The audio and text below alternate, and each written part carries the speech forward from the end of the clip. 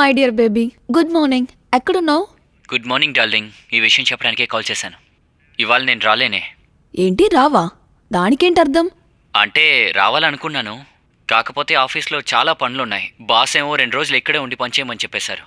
This is not fair Anurag. నెలల తరబడి నువ్వు ఇంటి వైపు కూడా రావడం లేదు, మళ్ళీ ఇప్పుడు కూడా రానంటున్నావు. నీకు భార్య మీద సర్దే లేదా? నువ్వు అసలు నాకు కాలే చేయకు.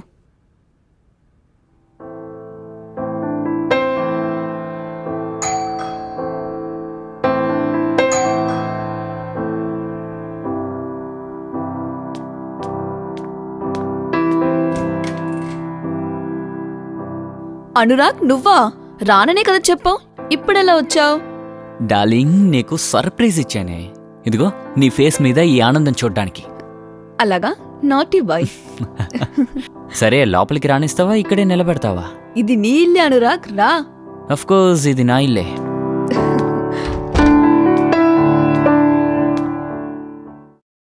సుహానా ఒంటరితనం తనని బాధపట్టింది.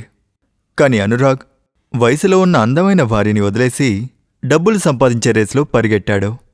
నమస్కారం, నేను అజయ్ యాదవ్.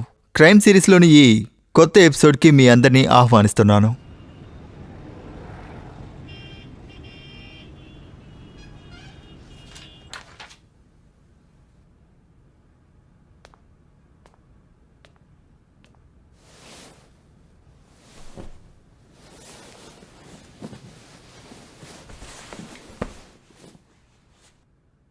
నేను నీతో ఒకటి చెప్పాలి. చెప్పు. ఇప్పుడు నువ్వు వచ్చేసావు కదా, 1 నెల అంతా నువ్వు ఇక్కడే ఉండు. అది కాదే అనురాగ్, నేను ఎక్కడికి పోనివ్వను. నేను బాగా కష్టపడితే 15 రోజులు సెలవులు ఇచ్చారు నాకు. నువ్వెప్పుడు ఇలాగే చెప్తూ ఉంటావు. నా గురించి నువ్వెప్పుడూ ఆలోచించవు. నిజమేలే, నీ గురించి అస్సలు ఆలోచించను. ఎందుకంటే నేను మన ఇద్దరి గురించి ఆలోచిస్తాను. ఇవాళ నేను కష్టపడితే రేపు మన ఇద్దరి జీవితాలు బావుంటాయి. రోజుకి నేనెలా లోన్లీగా ఫీల్ అవుతున్నాను నీకు తెలుసా? సరే డార్లింగ్, ఐఎమ్ సారీ. కానీ ఇక నుంచి నువ్వు లోన్లీగా ఫీల్ అవ్వాల్సిన అవసరం లేదు. అదెలాగా? రాధా అంటే తెలుసా నీకు? బెనారస్లో ఉంటారే. ఆవిడ కొడుకు రాబోతున్నాడు. ఇక్కడే ఉంటూ గవర్నమెంట్ ఎగ్జామ్కి ప్రిపేర్ అవబోతున్నాడు. వాడు నీకు కంపెనీ ఇస్తాడు. ఇప్పుడు ఈ బుక్స్ అంతా తీసి పక్కన పెట్టి ఇప్పుడు నాతో కొంచెం టైం స్పెండ్ చేయండి. Love you. పడుకోండి, నాకు నిద్ర వస్తుంది. Good night.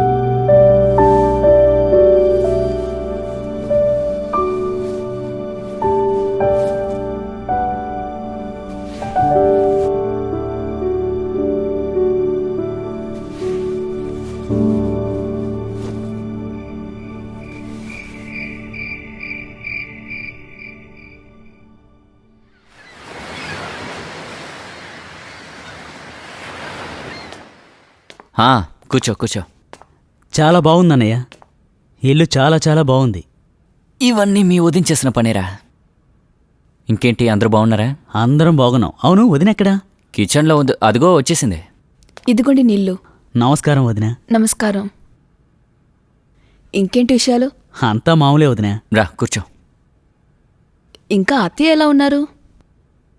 చాలా బాగున్నారు. మిమ్మల్ని అడిగినట్టు చెప్పమన్నారు. అలాగా? సరేరా తమ్ముడు, ఇక నుంచి ఇదే నీ ఇల్లు, తిను నీ వదిన. ఇక నుంచి మీరు మాత్రమే. నేనైతే ఇంట్లో ఉండను. మీ అన్నయ్యకి నా కోసం టైమే లేదు. ఎప్పుడు చూసినా వర్క్ వర్క్ వర్కే. నా మీద శ్రద్ధే లేదు. ఏంటన్నయ్య, వదినకి కోపం తెప్పిస్తున్నట్టున్నారు? ఏం ఉద్యోగం చేసుకోవద్దా? చెయ్యి, నా కోసం అప్పుడప్పుడు టైం స్పెండ్ చెయ్యి. Point noted madam. Let's see.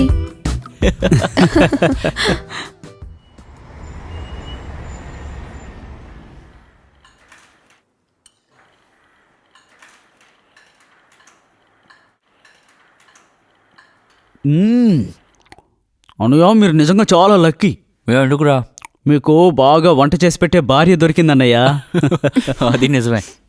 నేను ఈ విషయాన్ని ఖచ్చితంగా ఒప్పుకుంటానురా. ఇదిగో చపాతీ వేసుకో. అయ్యో వదినా, వద్దు, ఇప్పటికే చాలా ఎక్కువైంది. తిను, నీకేం కాదులే.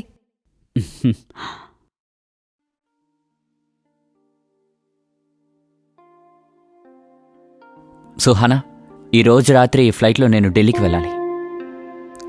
మళ్ళీనా? నీకిద్దంతా ఎప్పట్లానే అలవాటైపోయింది. ఈ రోజే కదా నువ్వు వచ్చావు. అర్జెంట్ పనుందే, ఖచ్చితంగా వెళ్ళాలి. అరే అన్నయ్య, ఏంటి? ఆయనకు చెప్పు అర్జున్. అన్నయ్య వెళ్ళకండి, ఈ రోజే కదా వచ్చారు. అది కాదురా కబీర్, అర్జెంట్ పని ఉంది కాబట్టే వెళ్తున్నాను, లేకపోతే ఇక్కడే ఉంటాను. కానీ ఏం చేస్తాం, వెళ్ళాలిగా. సుహానా, హే నిన్నే. వదిలేయండి. సరేలే, అయితే నువ్వు పని చెయ్యి. కబీర్ ఇప్పుడే కదా బనారస్కి వచ్చాడు. వాడు ఖచ్చితంగా ఈ ఊరిని చూసుండడు. వాడికి మన ఊరిని చూపించు, సరేనా? ఆ తర్వాత టైం ఇట్టే పాస్ అయిపోతుంది. సరే, మీరు చెప్పినట్టు చేస్తాను. గుడ్. తర్వాత కబీర్, వదన్నే చాలా జాగ్రత్తగా నువ్వే చూసుకోవాలి. తప్పకుండా అన్నయ్య, మీరేం కంగారు పడకండి. తను ఎప్పుడు నవ్వుతూ ఉండాలరా. అలాగే. కనీసం ఇప్పుడు నవ్వవే, నవ్వు.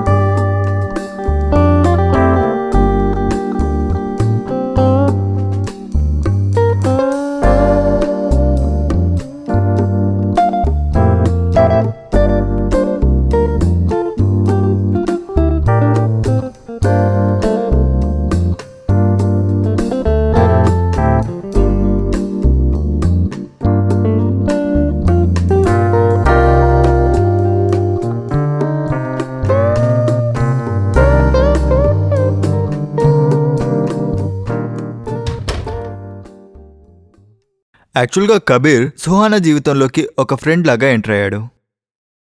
ఇద్దరు కూడా చాలా దగ్గర అయ్యారు.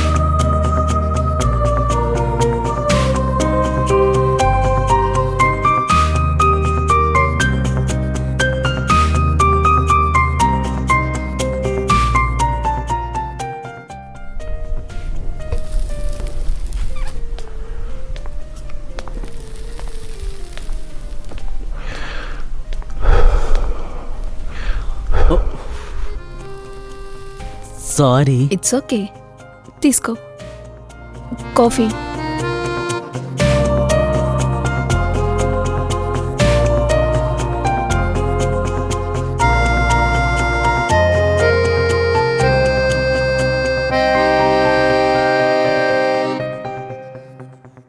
కబీర్ ఇంకా సుహానా ఇద్దరు వయసులో ఉన్నవాళ్లే. ఇకపోతే ఇద్దరు ఏ తప్పునైతే చేయకూడదో ఆ తప్పుని వాళ్ళు చేశారు.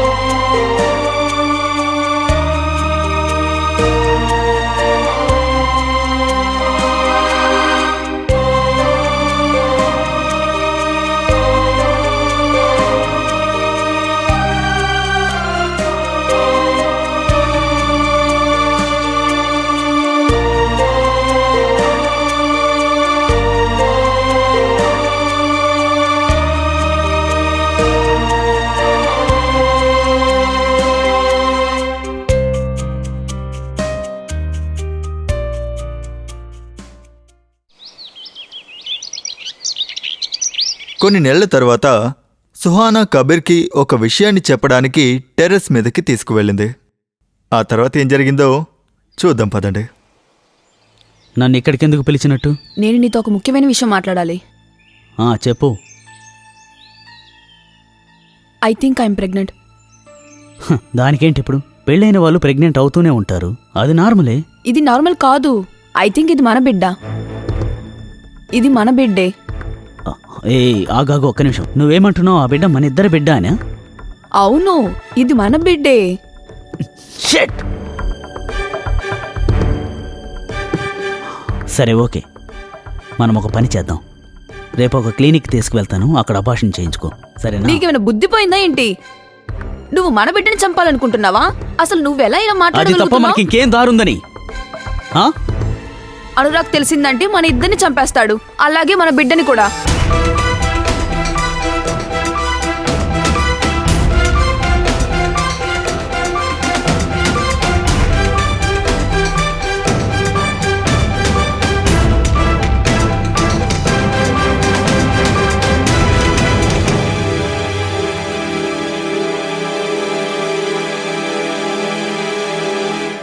ఐ థింక్ మనం అతన్ని చంపేద్దాం.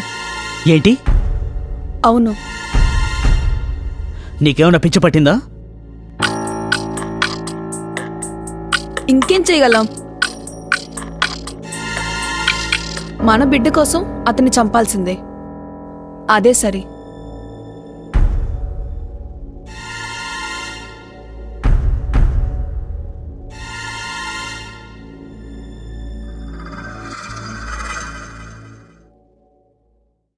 అనురాగ్కి ఇద్దరి గురించి ఈ విషయం తెలిసిన తర్వాత మనసు విరిగిపోయింది.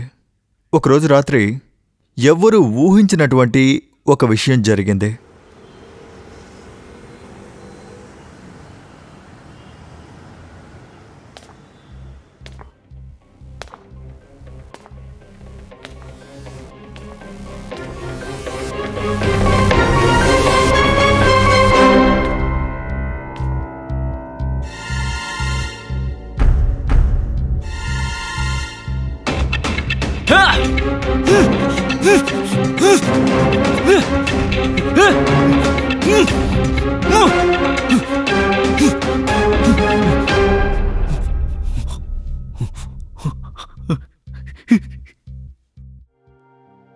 ఒకవేళ తప్పు సుహానాదైతే అనురాగ్ కూడా నేరస్తుడే. కొత్తగా పెళ్ళైన భార్యని ఇంట్లో వదిలి నెలల పాటు బయట పనిచేశారు. అతనికి పనే ముఖ్యమనుకుని వెళ్ళిపోయారు. సరే అయితే నెక్స్ట్ ఎపిసోడ్లో ఒక కొత్త కథతో మళ్ళీ కలుద్దాం. అంతవరకు జాగ్రత్తగా ఉండండి, కుటుంబంతో సంతోషంగా నవ్వుతూ ఉండండి. జై హింద్.